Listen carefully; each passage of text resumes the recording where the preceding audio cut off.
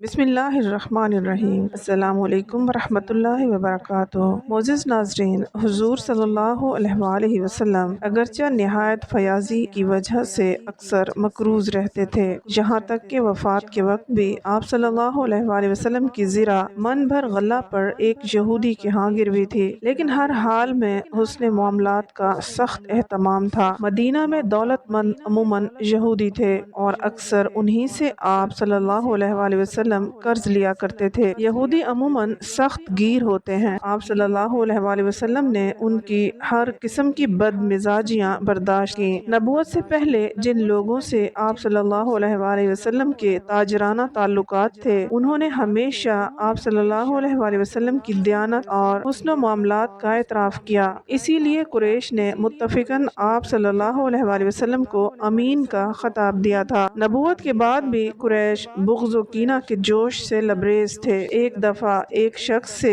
کچھ کھجوریں قرض کے طور پر لیں۔ چند روز کے بعد وہ تقاضے کو آیا۔ آپ صلی اللہ علیہ وآلہ وسلم نے ایک انصاری کو حکم دیا کہ اس کا قرضہ ادا کرے، اور انصاری نے کھجوریں دیں، لیکن ویسی عمدہ نہ تھیں جیسی اس نے دی تھی۔ اس شخص نے لینے سے انکار کیا۔ انصاری نے کہا، تم رسول اللہ صلی اللہ علیہ وآلہ وسلم کی عطا کردہ کھجور لینے سے انکار کرتے ہو؟ بولا، ہاں، رسول اللہ صلی اللہ علیہ وآلہ وسلم عدل نہ کریں گے تو اور کس سے توقع رکھی جائے؟ حضرت صلی اللہ علیہ وآلہ وسلم نے یہ جملے سنے تو آپ صلی اللہ علیہ وآلہ وسلم کی آنکھوں میں آنسو بھر آئے اور فرمایا کہ یہ بالکل سچ ہے۔ ایک دن ایک بدو آیا جس کا کچھ قرضہ حضرت محمد صلی اللہ علیہ وآلہ وسلم پر تھا۔ بدو عموماً وحشی مزاج ہوتے ہیں۔ اس نے نہایت سختی سے گفتگو شروع کی۔ صحابہ کرام نے اس گستاخی پر اس کو ڈانٹا اور کہا کہ تجھ کو خبر ہے کہ تو کس سے ہم کلام ہے؟ بولا کہ میں تو اپنا حق مانگ رہا ہوں۔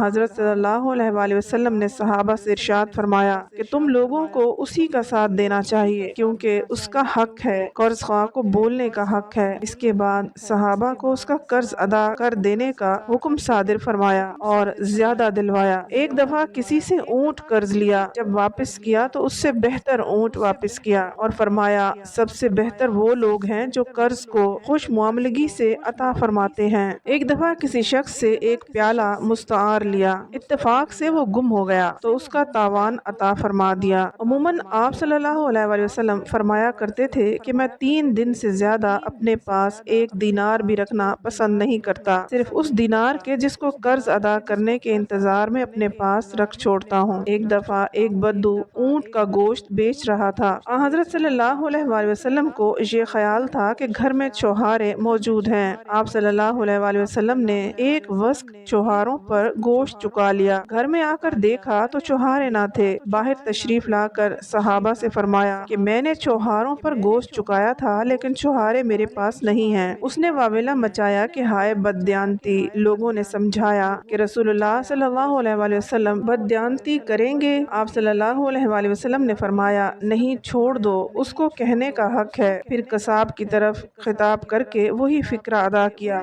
اس نے پھر وہی لفظ کہے۔ لوگوں نے پھر روکا۔ آپ صلی اللہ علیہ وآلہ وسلم نے فرمایا، اس کو کہنے دو، اس کو کہنے کا حق ہے، اور اس جملے کو کئی بار دہراتے رہے۔ اس کے بعد آپ صلی اللہ علیہ وآلہ وسلم نے ایک انصار کے ہاں اس کو بھجوایا کہ اپنے دام کے چوہارے وہاں سے لے لے۔ جب وہ چوہارے لے کر پلٹا تو آپ صلی اللہ علیہ وآلہ وسلم صحابہ کے ساتھ تشریف فرما تھے۔ اس کا دل آپ صلی اللہ علیہ وآلہ وسلم کے حسن معاملات سے متاثر تھا۔ دیکھنے کے ساتھ بولا، محمد صلی اللہ علیہ وآلہ وسلم، تم کو خدا جزائے خیر دے، تم نے قیمت پوری پوری دی اور اچھی دی۔ ایک دفعہ مدینہ منورہ کے باہر ایک مختصر سا قافلہ آ کر رکا۔ ایک سرخ رنگ کا اونٹ اس کے ساتھ تھا۔ اتفاقاً ادھر سے آپ صلی اللہ علیہ وآلہ وسلم کا گزر ہوا۔ آپ صلی اللہ علیہ وآلہ وسلم نے اونٹ کی قیمت پوچھی۔ لوگوں نے قیمت بتائی۔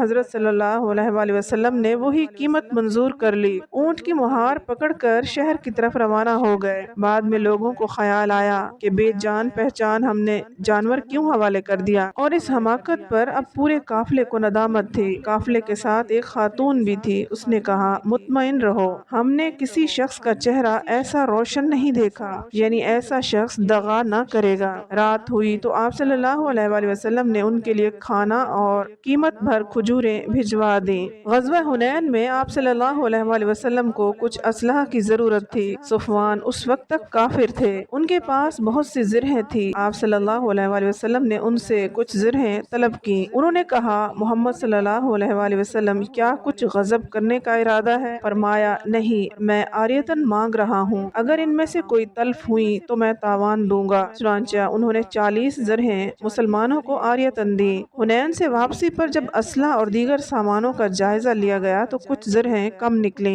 आप सल्लल्लाहु अलैहि वसल्लम ने सफ़वान से कहा, तुम्हारी चंद ज़रहें कम हैं, उनका मुआवजा ले लो। सफ़वान ने अर्ज की, या रसूलल्लाह सल्लल्लाहु अलैहि वसल्लम, मेरे दिल की हालत पहले जैसी नहीं, यानी मैं मुसलमान हो गया हूँ, अब मुआवजे की हाजत नहीं है। नाजरीन, अल्लाह ताला हम सब मुसलमानों को भी हुजूर सल्लल्लाहु अलैहि वसल्लम की बताए हुई बातों पर अमल करने की तौफीक अता फरमाए। आमीन। उम्मीद है आपको आज की वीडियो पसंद आई होगी। मजीद वीडियोस के लिए हमारे चैनल को सब्सक्राइब कर लें। वीडियो को लाइक और शेयर ज़रूर कर दें। अगली वीडियो तक इजाज़त दें। अल्लाह हाफिज़।